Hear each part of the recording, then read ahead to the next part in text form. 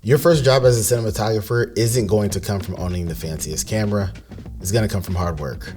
I started my career as an editor, and I was freelancing, and someone offered me the opportunity to edit and film. And honestly, the only thing I was thinking at that time was, oh, okay, cool, I'm going to get 2 checks. Little did I know that small decision was going to change the trajectory of my career.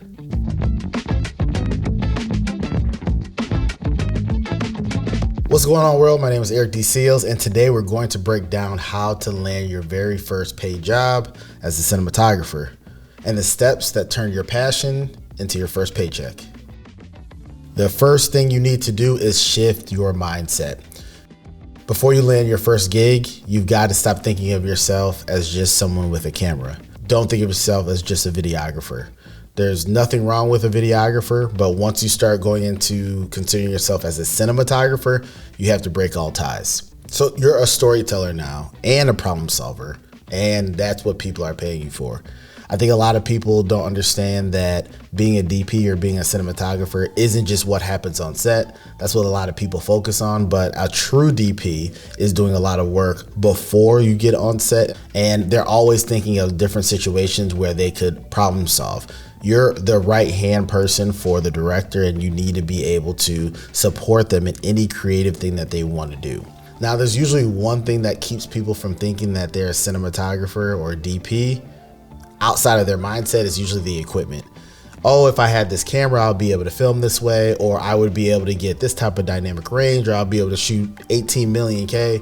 But that is definitely not the case. You can be a cinematographer. Actually, some of the best cinematographers that I know, and many that you know, don't even own cameras because they change so quickly. So don't think equipment is the reason that you're not able to call yourself this thing. If you're a director, you're a director. If you're a producer, you're a producer. You should never use the idea of aspiring producer or aspiring director or aspiring DP.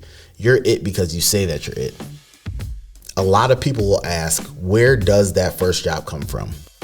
And I'll tell you right now, it's not going to be from the big company. It's not going to be the big production company. And it's more likely not going to be anybody in Hollywood for most of us. Some people, not the case, but we're speaking for most of us in this situation. These jobs usually come from people you already know, already in your network, and they need someone like you to film something from them. This can be a friend. This can be a classmate. This can be a local artist who need video. I think sometimes we skip the people around us because they're not professionals in this industry. And honestly, that's the main reason why you should be working with them. These are the people that usually need the work, and that's where you should get your start, so you're making more mistakes in the earlier part of your career. Another way to jump into this type of work is to look at nonprofits, schools, anybody who has a community project. These folks are always trying to market a new event or a new project. And instead of thinking of it as, oh, I can just go in there and press record for these people, think about how you can give them a cinematic image that they usually wouldn't get. A lot of cinematographers got their first job with a business down the street. Or maybe it's a friend that has a parent that needs a video and they know you. So it's just like, don't skip over these opportunities. If I had to look at my career, I skipped some of these opportunities because I wouldn't say I thought I was too good for them, but my thought was, oh, these aren't production companies doing movies and scripts and stuff, so why would I work with them? Well, you should work with them because you, Eric, at the time, you suck and you need to get better at your craft. And so you need to learn with the people who are willing to give you work.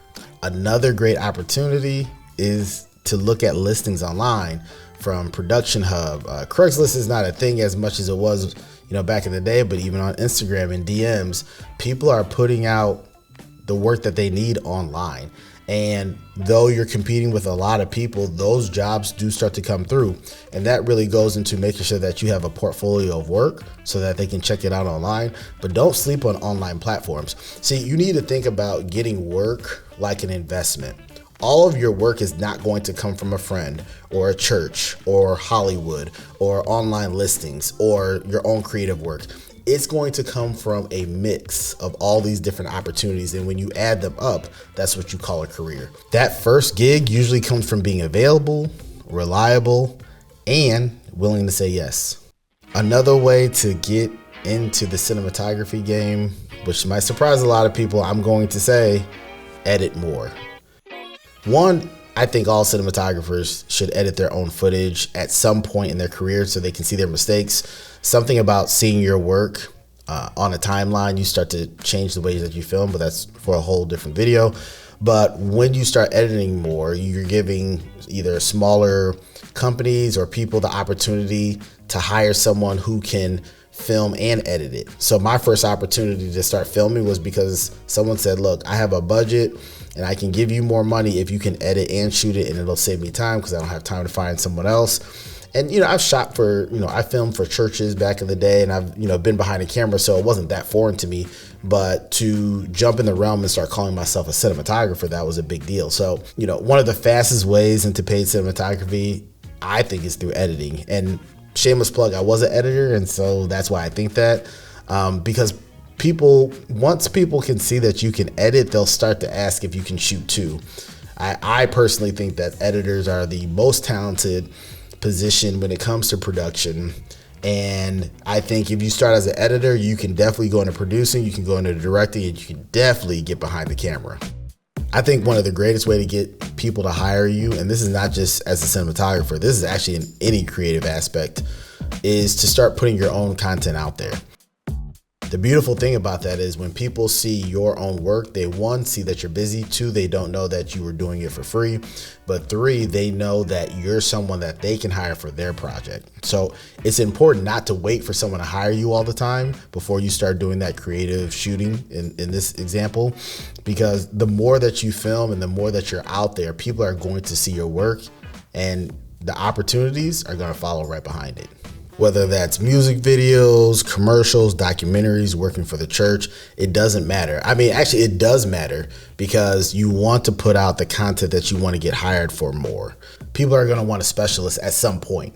And if you don't know what you want to film at this point, that's totally fine. But start to figure out what you enjoy.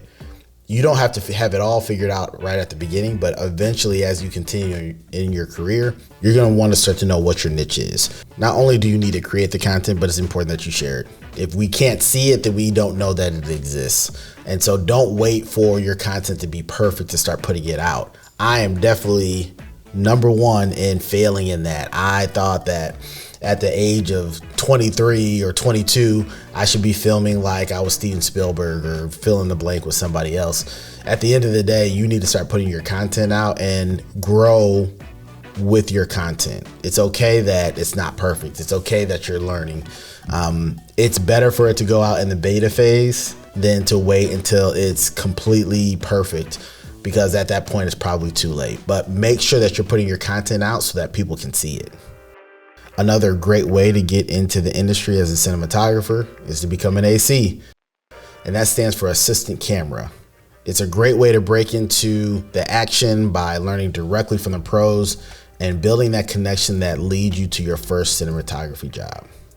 I didn't go this route, and I wish I did. I'm kicking myself that I didn't become an AC first. I think I was trying to climb the ladder too fast. And all the DPs that I work with or I talk to that started out as an AC, I'm jealous of them because they have experience that I wish I had. It's just something about in the early days of your career, watching someone else do what you want to do. And honestly, ACs end up being, to me, more talented than the DP because they have to know how all the gear works, how they're putting it together. And so really, if you want to become a cinematographer, please go become an AC first. The hands-on experience with the pro gear and just working with people is going to set you up so that you're not only a cinematographer getting paid work, but you're doing it successfully. Learning set etiquette and workflow to building trust with other DPs and producers, that's going to help you later on. A lot of the work that DPs or cinematographers are getting, sometimes it's from other DPs who can't work that day. And then they have a list of people that they recommend. And if you start as an AC, but you start showing some talent that you can also be behind the camera, they're going to start recommending you. So when you're on set, you're going to get more opportunities. Getting that first gig is really one step in this larger thing that we're looking at. The real challenge is to get repeat work and turn that into more opportunities. Some other things that you can do is collect testimonials. Sometimes I'll ask clients if they mind sharing their feedback either online, on a video, or just writing an email. That becomes very helpful because when other people hire you, they want to see what other people are saying about you. Get behind the scenes photos. Do your job first. But if there's a PA on set, or if there's someone that you're working with that can do it and not disrupt their workflow, it's important to see you on set. Relationships are the key to get the work that you want in the future. I say talent is second, because everybody can be, a good cinematographer, but who do you know is what's going to get you in that door. That one client can easily connect you to 10 other people who need someone like you. And you need to always be asking the question, what else can I do to help you? If I'm on set and I'm hired as a cinematographer, yes, my job is to make the images in front of the camera look good. And that's why I'm there. But if I can help the producer, if I can help the director, if I can help the EP, the line producer, if there's anybody there that I can help and make their job a little bit easier, that's going to encourage them to want to bring me on set more. And at the end of the day, that's what it's all about. Your first job is just the start. If you play it right, it's the seed that grows into a career as a cinematographer. If you're serious about building your career as a cinematographer, do me a favor and subscribe. I'm going to be dropping videos like this once a week moving forward. Make sure you drop your comments and questions down below. I'll pull some for future videos. Once again, I'm Eric D. Seals. Keep telling stories that matter.